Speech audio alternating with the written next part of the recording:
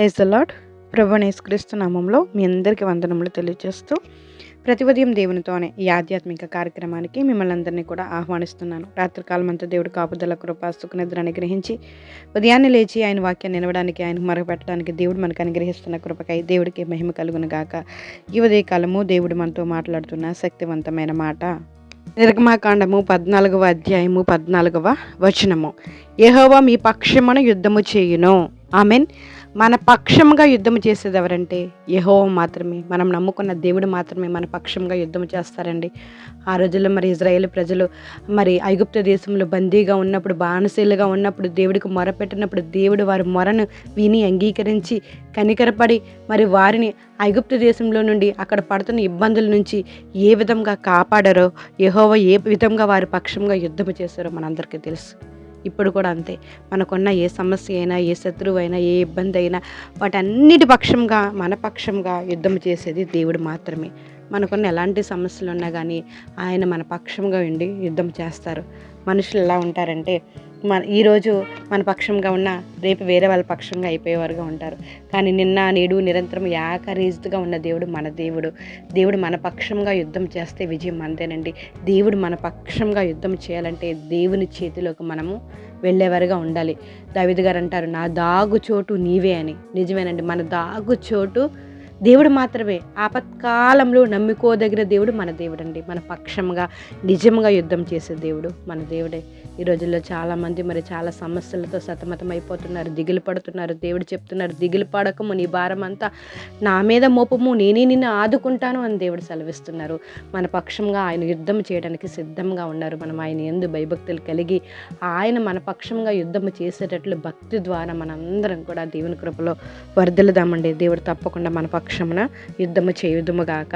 ఎవరికి ఏ సమస్య ఉన్నా కానీ, చదువుల విషయంలో, ఉద్యోగాల విషయంలో, అనారోగ్యం విషయంలో, ఇంకా చాలా విదేశీ ప్రయాణాల విషయంలో ఎన్నో విషయాల్లో దేవుడు మన పక్షంగా ఇప్పుడుగా యుద్ధం చేసి ఉన్నారు.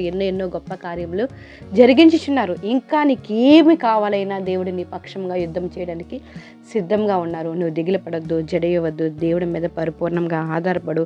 దేవుడు తప్పకుండా నీ పక్షంగా యుద్ధము చేయనుగాక. దేవుడు మనందరి పక్షంగా యుద్ధము చేయనుగాక. ఆమెన్. ప్రార్థన చేసుకుందాం. జీవం కలిగిన దేవా, మీకు వందనాలు స్తోత్రములు చెల్లించుకుంటున్నాం తండ్రి. మీ దయని బట్టి, మీ కృపను బట్టి నేను ఈ ఉదయకాలం నేను మీరు మాతో మాట్లాడిన మాటలను బట్టి మీకు స్తోత్రాలు చెల్లించుకుంటున్నాం తండ్రి. నీ పక్షంగా యుద్ధము చేయవాడిని నేనే మీరు మాట్లాడుతున్నారు ప్రభా. మీకు వందనాలు. మా పక్షంగా యుద్ధము చేయు జరిగించి దేవా, మీకే వందనాలు స్తోత్రాలయ్యా. ఈ ఉదయకాలం నేను ప్రార్థనలు ఏకీభవిస్తున్న ప్రతి ప్రార్థన నేను మీరు ఆలకించండి. ప్రతి ఒక్కరు మరణనైనా మీరు దయతో జ్ఞాపకం చేసుకోండి ప్రభా. మీకే వందనాలు స్తోత్రాలయ్యా. బలహీనంగా ఉన్న బిడ్డలను బలపరచండి. అప్పులతో బాధపడుతున్న వారిని ఒకసారి కనికరాన్ని నాయన మీరు చూపించండి తండ్రి. మీకు వందనాలు స్తోత్రాలు. ఈరోజు ప్రయాణాలు చేస్తున్న ప్రతి ఒక్కరు ప్రయాణాల్లో నేను మీరు తోడుగా ఉండండి.